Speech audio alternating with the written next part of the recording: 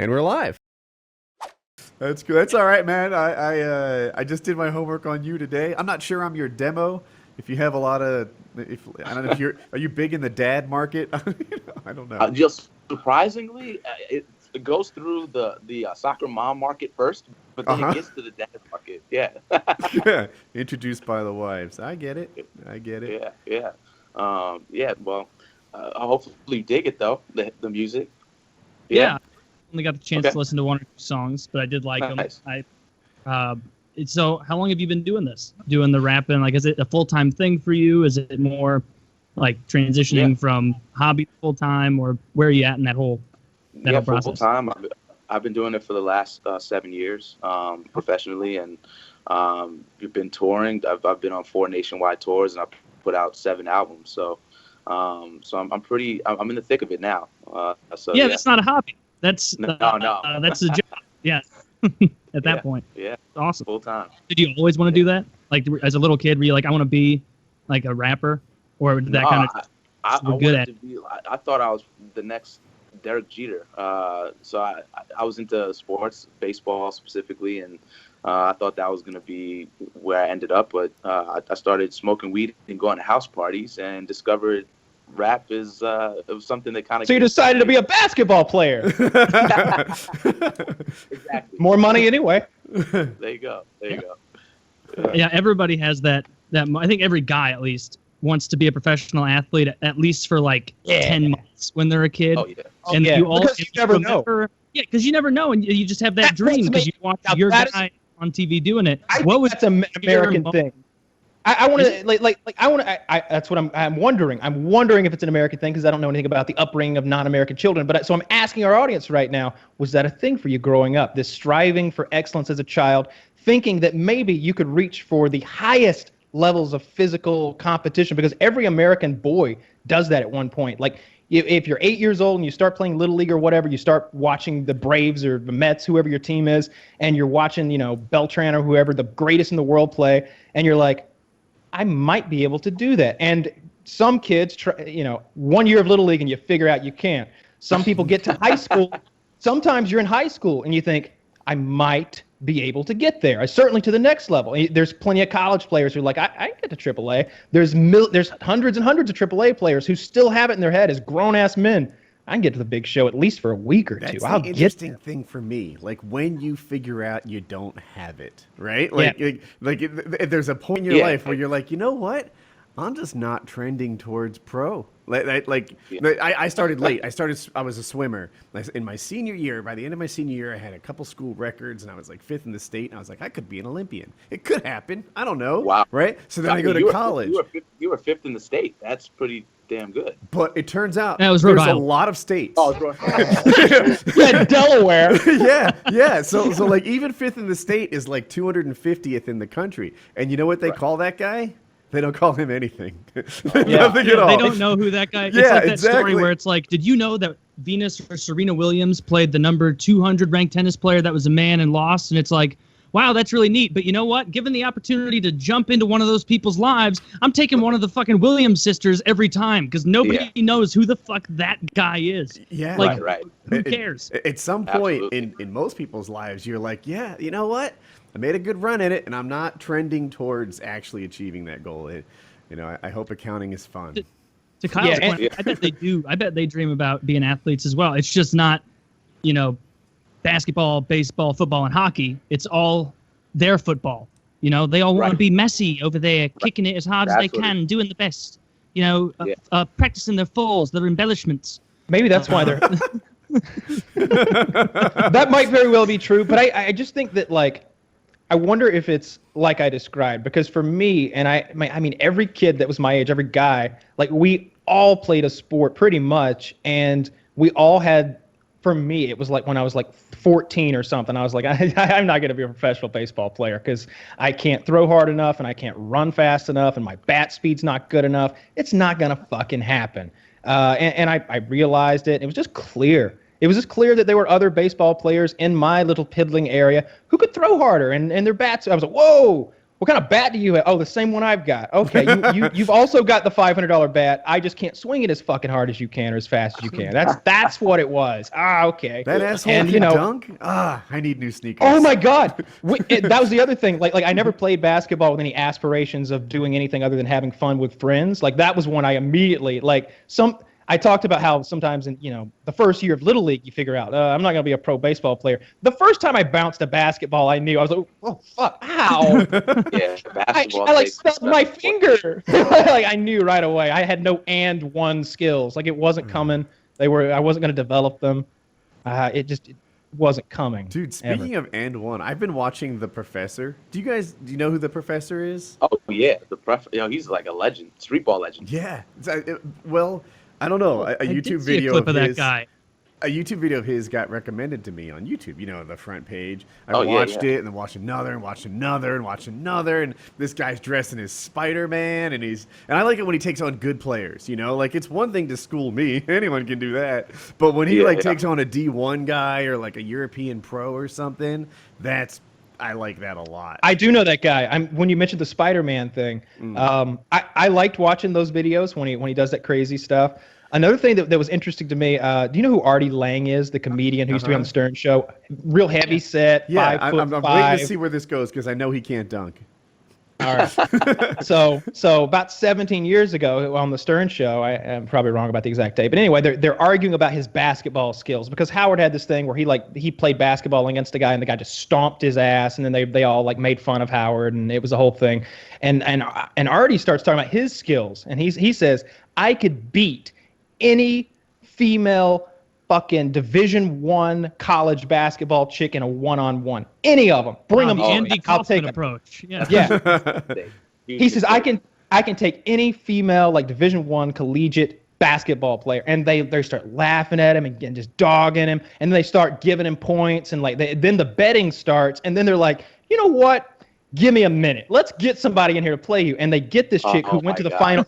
I don't remember her exact credentials, but I'm pretty sure she was like the 5th man or the 6th man off the bench or whatever at Duke when they went to the Final Four, or maybe UNC or something like that. Like a 6'2" blonde chick who's pretty and still had skills. And she comes in and she's talking so much smack, like in studio. And this is like 4 or 5 shows in the making on the Stern Show. They come back and like, guess what? Remember Artie talk shit? Well, we got a basketball player. So finally, they get an arena together. They get announcers. They get referees. They get a crowd. They get an outdoor, and they fucking play. And Artie goes down by like 8, 10 points, something like that. He's getting stomped, and he starts making shots. He starts making shots, and he starts fucking boxing her out. And he starts coming back, and they're like, he can't come back. And I think he comes all the way back to the point where he needs to make a basket to win, and then I don't remember how it ended. I don't remember. Oh my God! You're typically such a good storyteller.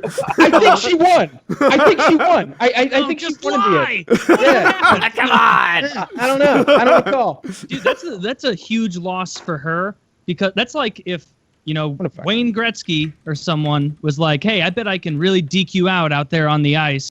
Like for like 5 minutes, I'll have the puck and you won't even touch it. And if I go out there and touch it like 6, 7 times, nobody's going to be like, wow, you really got owned by Wayne Gretzky. They're going to be like, no, Wayne Gretzky's not quite as good as I thought he was. Because that guy's just futzing around out there. Like if you're a WNBA, was it WNBA you said, or high school?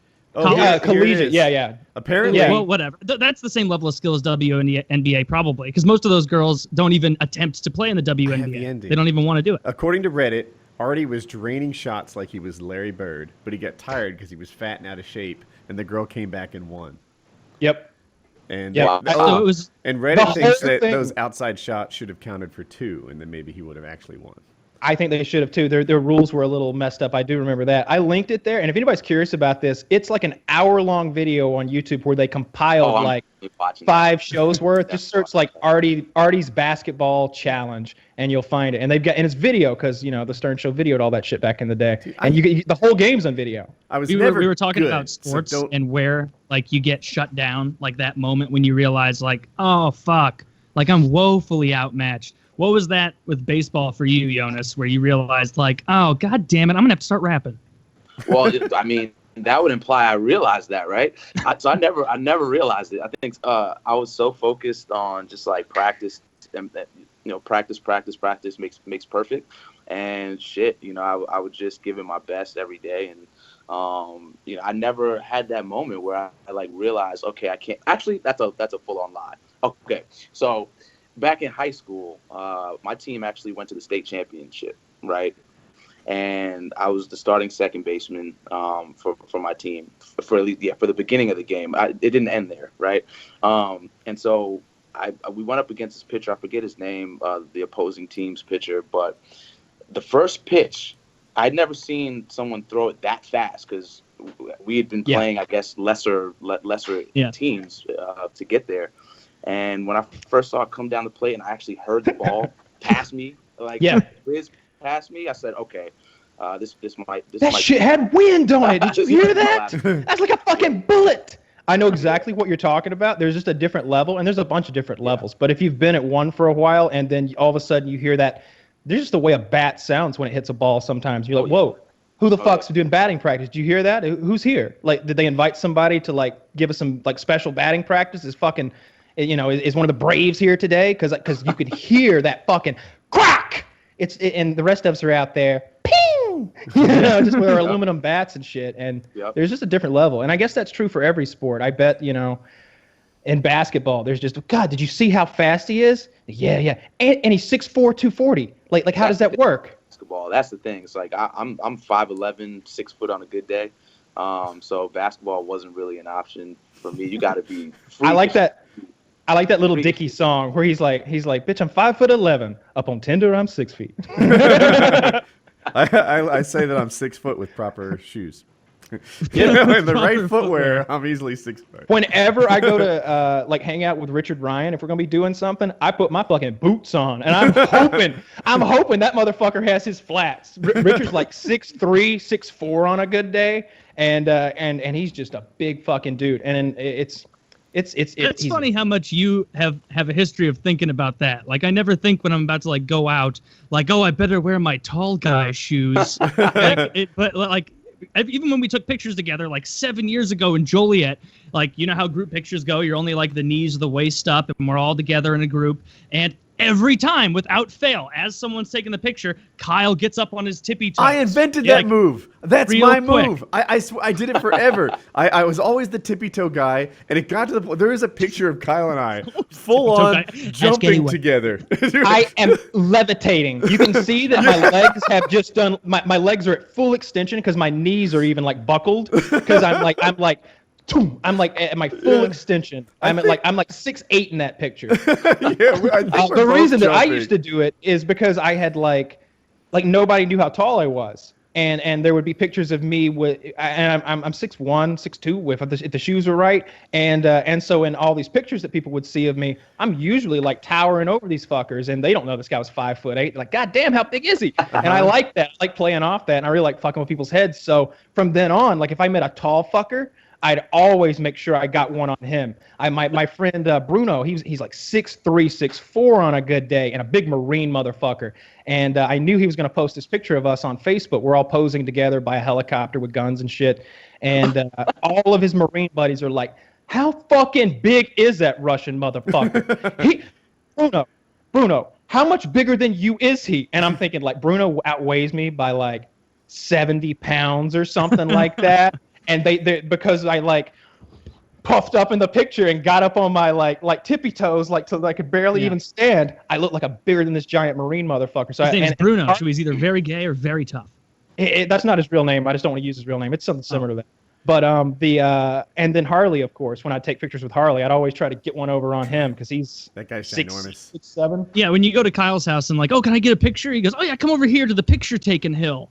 Stand right there below me. And then part of it for me, I take pictures with a lot of fans, and one, I guess I like being taller. There's a certain vanity to it. But another was always a laugh line. Like, their buddies taking a picture or whatever, and, they're like, all right, say cheese. That's when I pop onto the tippy toes, and then there's the shot of them only at, like, up to here on me, and everyone would get a laugh out of it. And to me, I'm just telling the same joke night after night, but to them, it's new. So that's what I would do. There you go. I mean, no one's gonna notice you tippy toeing unless it's a full-on shot. Yeah, So it's just all they're gonna remember is you got one over. Although I will say this, when I meet people in person, shot. they're often surprised I'm not taller. Yeah. Oh yeah, Yeah. See, that's what I don't get about it is you're setting yourself up for failure in a way. Like Kyle, if you've taken so many photos of you midair out there that most people are gonna meet you and be like, this is FPS. This is FPS Russia is 6'7". I read it on Wikipedia. It's on his page. Yeah, look at that. And if FPS Russia were here, he'd bend over and kill the English with fireballs from his arm. I am FPS Russia. Braveheart humor. Yeah, humor. A little bit of levity.